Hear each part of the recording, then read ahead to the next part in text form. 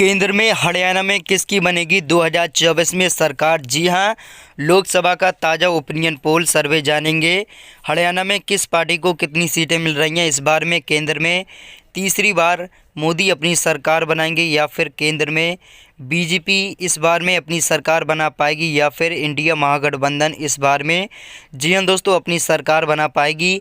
दोस्तों 2024 में आप किसकी सरकार देखना चाहते हैं, कमेंट करके ज़रूर बताइए। वीडियो को लाइक कीजिए, शेयर कीजिए, चैनल को सब्सक्राइब करें। तो चलिए बात कर लेते हैं पलवल ज़िला की।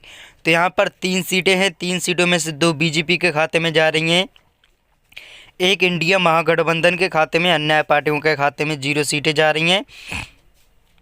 भाई दोस्तों ददरी की बात करें तो यहाँ पर 2 सीटें हैं, 2 सीटों में से यहाँ पर इंडिया 2 सीटें ले रही है, वही बीजेपी का पूरी तरीके से सफाया हो रहा है।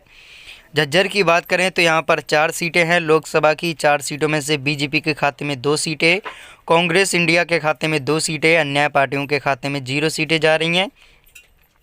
जिंद की बात करें तो यहाँ पर 5 सीटें हैं, 5 सीटों में से 2 बीजेपी को मिल रही हैं, 3 कांग्रेस इंडिया को मिल रही हैं। भाई अन्य पार्टियों का खाता 0 से खुलते नज़र आ रहा है। भाई दोस्तों कैथल की बात करें तो यहाँ पर 4 सीटें हैं, 4 सीटों में से 2 बीजेपी के खाते में जा रही हैं, एक आईएनसी इंडिया के खाते में। वही दोस्तों अन्य पार्टियों के खाते में 0 सीटें, यहाँ पर 1 सीट जा रही है। भाई दोस्तों कुरुक्षेत्र की बात करें तो यहाँ पर 4 सीटें हैं, 4 सीटों में से यहाँ पर एक बीजेपी को मिल रही है, 2 कांग्रेस इंडिया को और एक यहाँ पर मिल रही है अन्य पार्टियों के खाते में सीटें जा रही हैं। वही दोस्तों लोकसभा चुनाव सर्वे में यहाँ पर 13 सीटों की हमने चर्चा कर ली है। देखा जाए तो यहाँ पर बीजेपी को 6 मिल रही हैं, 6 यहाँ पर इंडिया को मिल रही हैं, अन्य पार्टियों के खाते में 1 सीट जा रही है। भाई दोस्तों करनाल की बात करें तो यहाँ पर लोकसभा की 5 सीटें हैं, 5 सीटों में से 2 बीजेपी के खाते में, 3 कांग्रेस इंडिया के खाते में, अन्य पार्टियों के खाते में 0 सीटें जा रही हैं। भाई दोस्तों अम्बाला ज़िला की बात करें तो यहाँ पर 4 सीटें हैं, 4 सीटों में से 3 बीजेपी को मिल रही हैं, एक इंडिया महागठबंधन के खाते में जा रही हैं। भाई दोस्तों अन्य पार्टियों के खाते में 0 सीटें जा रही हैं। भाई दोस्तों पानीपत की बात करें तो यहाँ पर 4 सीटें हैं, 4 सीटों में से 1 बीजेपी को मिल रही हैं, 3 कांग्रेस इंडिया को मिल रही हैं, अन्य पार्टियों के खाते में 0 सीटें जा रही हैं। फतेहाबाद की बात करें तो यहाँ पर 3 लोकसभा की सीटें हैं, 3 सीटों में से एक बीजेपी का पूरी तरीके से सफाया हो रहा है। यहाँ पर इंडिया महागठबंधन 3 सीटें ले रही है।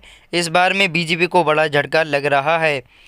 भिवनी की बात करें तो यहाँ पर लोकसभा की 4 सीटें हैं, 4 सीटों में से 2 बीजेपी के खाते में जा रही हैं, 2 इंडिया के खाते में, वही अन्य पार्टियों का खाता यहाँ पर शून्य रहेगा। महेंद्रगढ़ की बात करें तो दोस्तों यहाँ पर कुल लोकसभा की 4 सीटें हैं, वही दोस्तों 4 सीटों में से 1 बीजेपी को मिल रही है, 3 कांग्रेस को मिल रही हैं, अन्य पार्टियों के खाते में 0 सीटें जा रही हैं। फरीदाबाद की बात करें तो यहाँ पर 6 सीटें हैं, 6 सीटों में से 1 बीजेपी को मिल रही हैं, आईएनसी इंडिया को 5, अन्य पार्टियों के खाते में 0 सीटें जा रही हैं।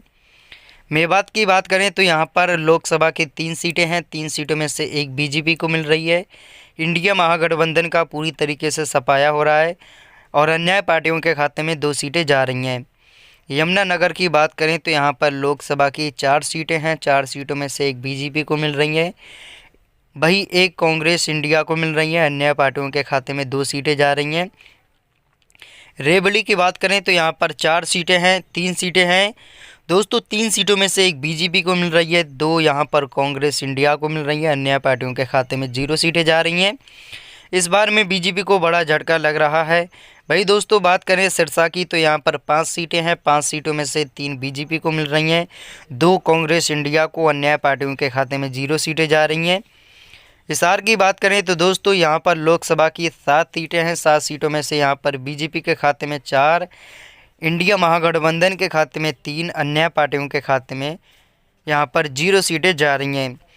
लोकसभा चुनाव की ताज़ा सर्वे के मुताबिक आपको बता दें कि 90 सीटों की हमने चर्चा कर ली है दोस्तों।